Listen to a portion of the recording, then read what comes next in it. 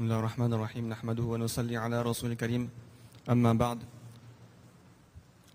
فقد قال تعالى في القرآن الكريم بعد أعوذ بالله من الشيطان الرجيم بسم الله الرحمن الرحيم يا أيها الناس كلوا مما في الأرض حلالا طيبا وقال عليه الصلاة والسلام لا يدخل الجنة لحم النبت بالسحت فالنار أولى به أو كما قال عليه الصلاة والسلام صدق الله وصدق رسوله النبي الكريم ونحن على ذلك لمن الشاكرين والشاهدين والحمد لله رب العالمين. Mes chers frères, Allah subhanahu wa ta'ala nous a donné un dîn facile, une religion qui est facile. Certains prophètes qui sont venus avant nous, certains peuples qui nous ont précédés, ils ont été envoyés avec un sharia, avec une religion qui était basée principalement sur le monasticisme, ce qu'on appelle le rahbaniya, qui les obligeait, leur imposait à se couper en quelque sorte du dunya, de la vie de ce monde, réfréner leurs désirs, ne pas accomplir leurs besoins naturels. Mais Allah subhanahu wa ta'ala a accordé à cette ummat du prophète sallallahu alayhi wa sallam un dîn qui est beaucoup plus facile que cela à pratiquer. Allah nous a autorisé à consommer beaucoup de choses. Allah subhanahu wa ta'ala nous a autorisé à faire beaucoup de choses, toujours dans un cadre quand même, dans le cadre de certaines limites. Allah subhanahu wa ta'ala nous a quand même favorisé par rapport à certains peuples qui nous ont précédés. Et non seulement Allah nous a facilité ces choses, mais en plus Allah il a fait que l'accomplissement de ces actions qui étaient interdites dans les peuples précédents, dans notre peuple à nous, l'accomplissement de ces actions peuvent faire même l'objet d'un ibadat, d'un acte d'adoration. C'est-à-dire que ces actions seront même récompensées par Allah subhanahu wa ta'ala. Donc on parle donc de choses qu'Allah a permis et qu'Allah n'a pas permis, et là on en vient au thème que j'aimerais aborder pendant ces quelques minutes, c'est la consommation halal. Une nourriture halal. Comme le verset le dit, Ya ayyuhan nasu kulu mimma fil ardi halalan tayyiba. Allah dit dans le Coran, ô vous les hommes, mangez de ce qu'Allah vous a donné sur cette terre, des choses halal et des choses pures. Donc on parlera rapidement des bienfaits de la consommation halal, la nourriture halal. Le halal concerne également d'autres domaines comme l'économie, etc. On se focalisera principalement sur la consommation, la nourriture halal. Et les méfaits de la nourriture haram, qu'est-ce qui est halal et quelle attitude on devrait adopter face à une nourriture halal ou haram, en fonction du cas. Tout d'abord, consommer du halal, c'est une recommandation, c'est une obligation chez les musulmans. Talabul halali faridatun ba'da al-farida. Sallam dit d'après le sens d'un hadith que la recherche du halal est une obligation religieuse, comme l'obligation a été faite sur l'être humain de faire la salat, de faire le jeûne, de faire le rosa. De la même façon, consommer une chose halal, c'est une obligation qui repose sur chaque musulman. Et les bienfaits de consommer une chose halal, il est mentionné d'après le sens d'un hadith. Le prophète sallam a dit que lorsque quelqu'un parmi vous est très occupé, il est préoccupé, son souci, son fikar, c'est de consommer, comment faire pour que ce que je mange, c'est halal. Il passe des nuits blanches à réfléchir, comment faire pour que ce que j'achète, ce que je mange, ce que je mets dans mon ventre est halal. Donc à obtenir un rosier halal pour sa famille. Mais cela est meilleur que des milliers de coups d'épée dans le chemin d'Allah. Dans un autre hadith, le prophète sallam il dit Man akala al-halama arba'ina yawma nawwara Allahu qalbahu wa ajra yanabi'a al-hikma min qalbihi ala lisani. Que celui qui va consommer des choses halal, une nourriture halal pendant 40 jours, Allah subhanahu wa ta'ala va illuminer son cœur. Allah subhanahu wa ta'ala va illuminer son cœur d'une telle façon que le hikma, la sagesse, hikma peut être également définie par le Coran. Dans le Coran, Allah subhanahu wa ta'ala utilise également le mot hikma pour définir le Coran. Donc la sagesse va couler comme une rivière de son cœur vers sa bouche. Une fois un sahaba, Sa'ad radiallahu anhu, demanda au prophète sallallahu alayhi wa sallam, il dit, oh envoyé d'Allah, fais dua pour que Allah me fasse mujabud da'wa, que Allah fasse que mes invocations soient toujours acceptées, mes duas soient toujours acceptés. Alors le prophète sallam lui répondit, atib ta'amatak, tastajib da'awatak, que purifie ta nourriture, fasse que ta nourriture soit propre, que ta nourriture soit halal, tastajib da'awatak, alors tes invocations seront acceptées. Tes invocations seront acceptées. Donc on peut comprendre que un des grands bienfaits de consommer une chose halal, une nourriture halal, c'est que Allah va accepter nos invocations. Parfois on fait notre namaz, on fait notre lecture du Coran, on fait notre rosa, nos jeûnes, la zakat, par rapport au hajj et tout, on demande dua et on voit que nos duas ne sont pas acceptés. Eh bien il n'y a pas que les ibadat qui vont faire l'acceptation du dua. Comme le hadith nous montre que peut-être quelque part il y a une défaillance et on doit observer, on doit rechercher au niveau de notre nourriture, notre boisson. Est-ce que c'est halal? Et à l'inverse, si une personne va consommer une chose haram, les conséquences également peuvent être très graves. Première conséquence, il faut remonter à l'époque lointaine de Adam alayhi salam et Hawa alayhi salam lorsqu'ils étaient dans le paradis. Allah leur avait défendu le fruit du paradis, le fruit de l'arbre défendu. Ils ont fait une erreur, ils ont consommé de ces fruits. Qu'est-ce qui s'est passé?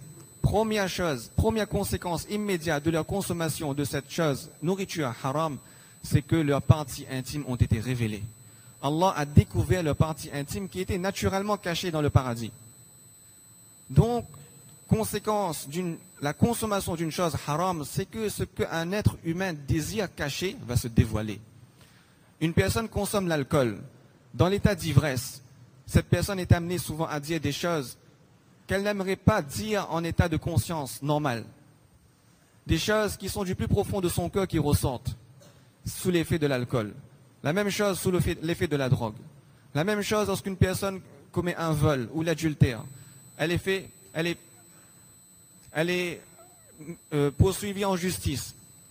C'est les médias qui en parlent, c'est les gens qui jasent de la vie intime de cette personne. C'est ce que cette personne voulait cacher qui se dévoile. Ça, c'est la première conséquence lorsqu'on consomme des choses haram. C'est que Allah subhanahu wa ta'ala, tout comme il a dévoilé les parties intimes de Adam et Hawa alayhi salam dans le paradis, eh bien, dans ce monde également, lorsqu'une personne consomme une chose haram, eh bien, Allah subhanahu wa ta'ala va faire que ce que cette personne voulait cacher en elle, eh bien, va se dévoiler, les gens vont le savoir. Deuxième conséquence, c'est que Allah subhanahu wa ta'ala va faire, ce qui va se passer, c'est que l'inclinaison pour commettre le bien sera affectée. Dans un verset du Coran, Allah subhanahu wa ta'ala dit Kulu min at-tayyibati wa'amalu saliha. Mangez des choses qui sont pures et faites les bonnes actions. Cet ordre dans lequel Allah subhanahu wa ta'ala a mis ces versets n'est pas innocent. Allah subhanahu wa ta'ala il a mis en premier Kulu min at-tayyibat. Mangez des choses qui sont pures, halal. Ensuite, qu'est-ce qu'Allah a dit? Et faites des bonnes actions. C'est-à-dire qu'il y a une relation entre la consommation d'une chose qui est halal et l'accomplissement des actions, l'engouement, le choc, l'envie de faire des bonnes actions. On n'a pas dans notre cœur l'envie de se lever pour faire la salat, de lire le Coran, ou encore de faire le zikrullah. Eh bien, c'est peut-être parce que notre ventre n'est pas rempli de cette nourriture halal qui met dans le ventre cette lumière. A l'inverse, si on va consommer des choses qui sont halal, une nourriture qui est halal, cette lumière, comme on a dit dans le hadith précédent, cette lumière qui sera dans le ventre de la personne va l'inciter à faire des bonnes actions. Donc deuxième conséquence, c'est l'inclinaison pour les choses, les bonnes actions sont affectées lorsqu'on consomme des choses haram. Troisième conséquence, un peu plus grave, c'est qu'un lien particulier qu'on avait avec Allah subhanahu wa ta'ala sera coupé. Un hadith du prophète sallallahu alayhi wa sallam qui dit que lorsqu'une personne est en voyage, ses cheveux sont ébouriffés. Vous savez qu'un voyageur, lorsqu'il lève la main vers Allah, Allah accepte ses doigts. Il fait partie des catégories des gens dont le doigt est accepté. Eh bien, lorsqu'une personne est en voyage et lève la main vers Allah, normalement son doigt devrait être plus accepté que par rapport à une personne qui n'est pas en voyage. Cette personne lève la main et dit Ya Rab, Ya Rab. Mais qu'est-ce qui se passe? Wa mashrabuhu haram, wa mat'amuhu haram, wa malbasuhu haram. وغذي بالحرام فأنا يستجاب لذلك. Sa nourriture est haram, ses vêtements sont haram, sa boisson est haram, elle a été nourrie par le haram. Comment voulez-vous qu'Allah accepte son dua? Lorsqu'une personne consomme une chose qui est haram, met dans son ventre une nourriture qui est haram, eh bien, ce lien qu'il avait avec Allah, ce lien particulier est coupé. Cette connexion est coupée, est interrompue. Et comment Allah va accepter son dua? Troisième conséquence. Quatrième conséquence, beaucoup plus grave, c'est que cette personne s'expose au feu de l'enfer. Le prophète sallam dit d'après son hadith que la yadkhulul jannah n'entrera pas dans le paradis. Lahmun nabata bis-suht, une chair qui a été nourrie par le suht. Le suht, c'est la nourriture haram. Fannaru awlabi. Donc si cette personne n'a pas sa place dans le paradis, qu'est-ce qui est plus adéquat et approprié pour cette personne? C'est le feu de l'enfer. Pour cette chair qui a été nourrie par le haram, c'est le feu de l'enfer.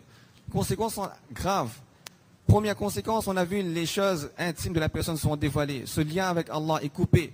L'inclinaison pour les bonnes actions sont interrompues.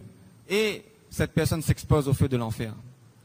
On doit faire attention à ce qu'on consomme, mes chers frères. Maintenant, comment savoir qu'est-ce qui est halal et qu'est-ce qui est haram? Eh bien, on a plusieurs critères, grands principes pour se repérer.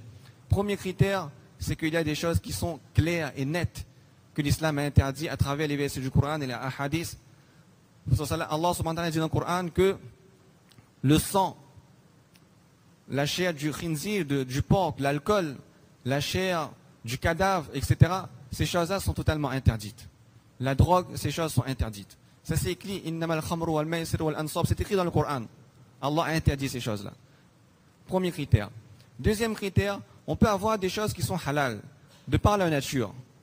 Mais ces choses ont été mélangées avec un autre ingrédient ou une chose qui était haram.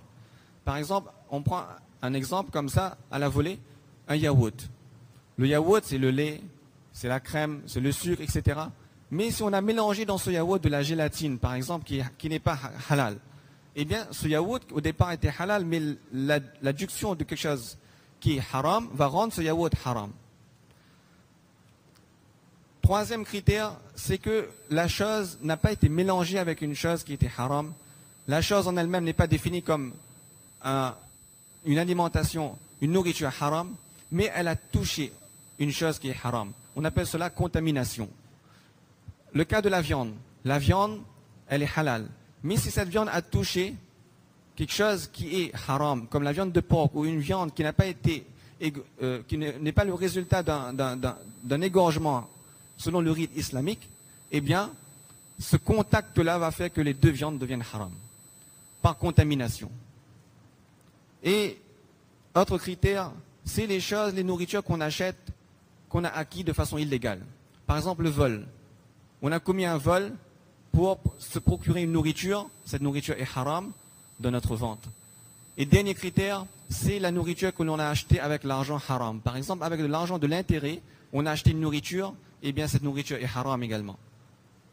Donc ces grands principes-là peuvent nous aider, nous guider à savoir qu'est-ce qui est halal et qu'est-ce qui est haram. Maintenant, dernier point, quelle attitude on doit adopter lorsque on est en face, on est dans une situation, on est en face d'une nourriture et on doit savoir est-ce que c'est halal ou est-ce que c'est haram. La première disposition, c'est l'information. Ça c'est très important, l'information. L'info, pas l'intox, comme on dit. La bonne information. S'informer. Aujourd'hui, on se lève le matin, une chose est halal. Le soir, on se couche, avec Internet, un message a été lancé, ça a fait le tour de tout le réseau, et tout le monde dit, le soir, maintenant, cette chose est haram. Et inversement, vice-versa. Alors que dans le Coran, Allah, il dit, La tuharrimu tayyibati ma halallahu lakum. Que ne rendez pas haram ce qu'Allah a autorisé pour vous. Et inversement, ne rendez pas halal ce qu'Allah a autorisé pour vous. Donc, bien s'informer. Avoir la bonne information, est-ce que cela est correct, halal, licite ou non. Deuxième point, deuxième disposition, la vérification. On s'informe et on vérifie l'authenticité de ce que l'on a eu comme information ou de ce que l'on a comme information. Aujourd'hui, dans les grandes surfaces, on trouve beaucoup le terme halal. Il faut faire très attention. Pourquoi? Le mot halal, c'est pas une marque, c'est pas un terme qui est protégé. N'importe qui peut mettre sur son produit halal.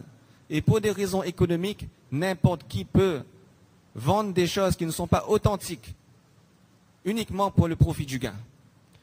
Nous, musulmans, nous devons faire très attention. C'est pas parce que c'est écrit halal, point final, il n'y a pas d'attestation, il n'y a pas de label, il n'y a pas de certificat, il n'y a pas de contrôle que c'est bon, c'est écrit halal, je mange. Non. Une chose qu'il faut comprendre, la viande, son point de départ, c'est qu'il est haram.